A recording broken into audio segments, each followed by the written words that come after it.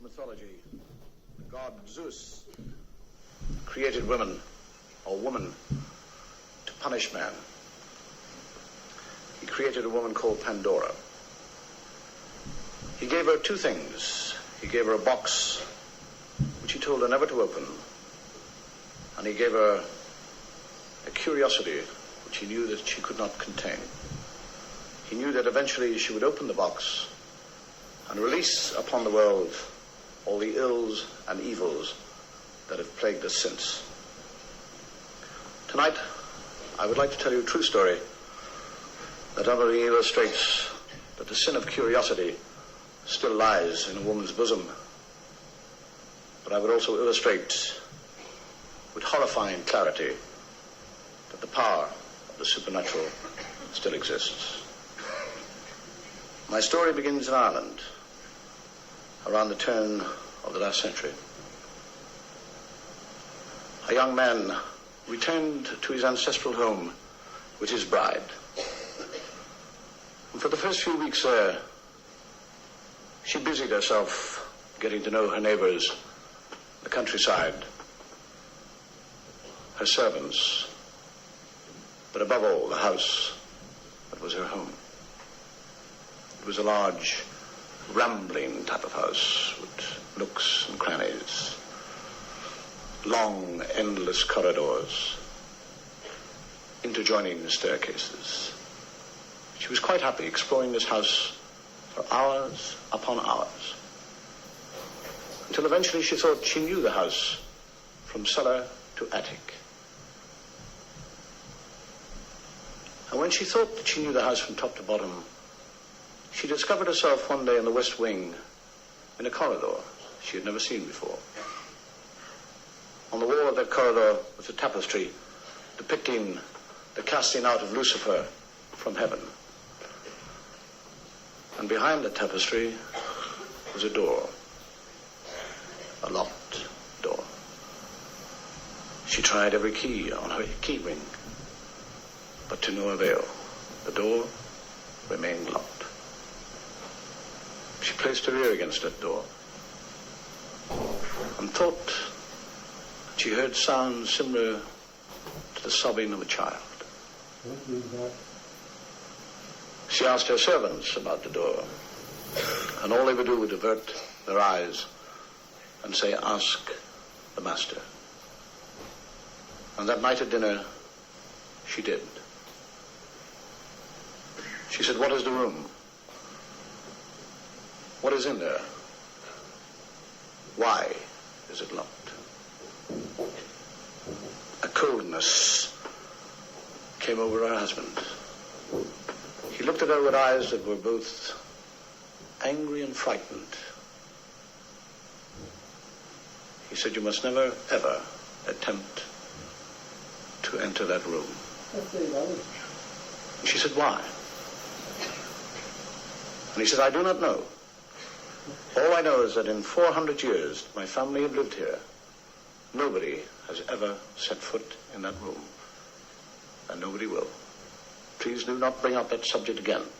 Do not talk to me about the room or the door." The weeks passed, but she could not get rid of this thought of the door. She was intrigued with it. Her curiosity was aroused. The room was like a magnet.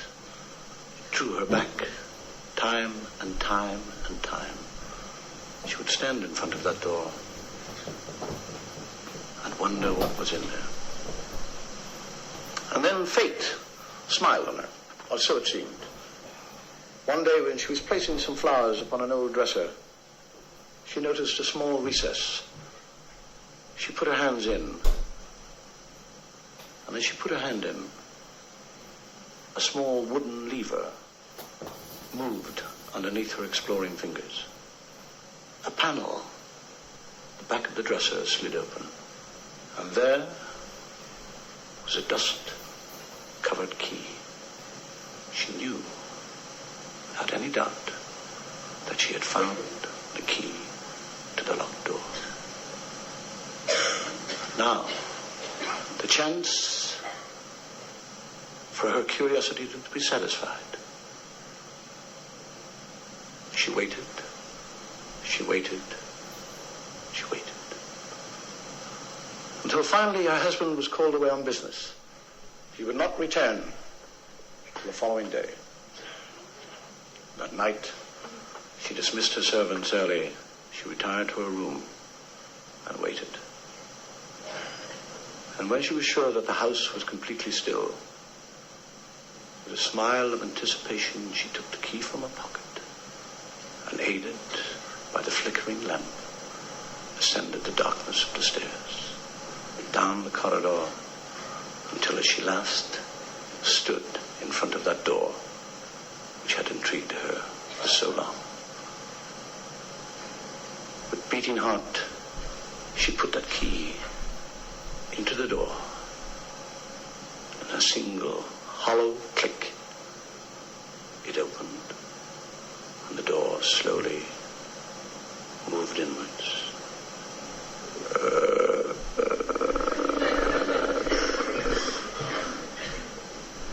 There was nothing in the room that she could see except an inky blackness. She took a step, another step, another step, until she found herself in the center of the room. She raised her lamp above her head, and as she did, the flame flickered and died. She was engulfed in this darkness, a darkness so heavy, so thick, it was almost physical. She screamed.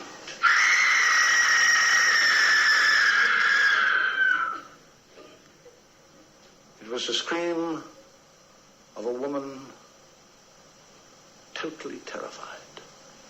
A scream of a woman who knew that she was about to be destroyed by her own curiosity.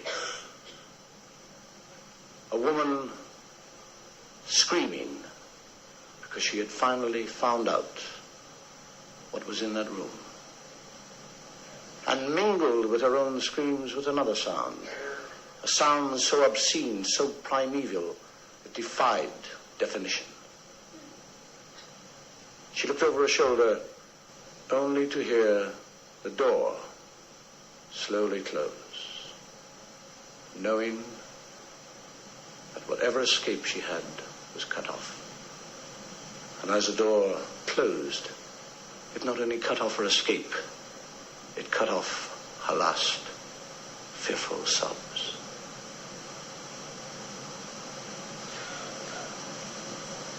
What made her scream? What evil was in that room? What supernatural force made that door close on its own? I have no idea, but if I ever find out, I'll let you know.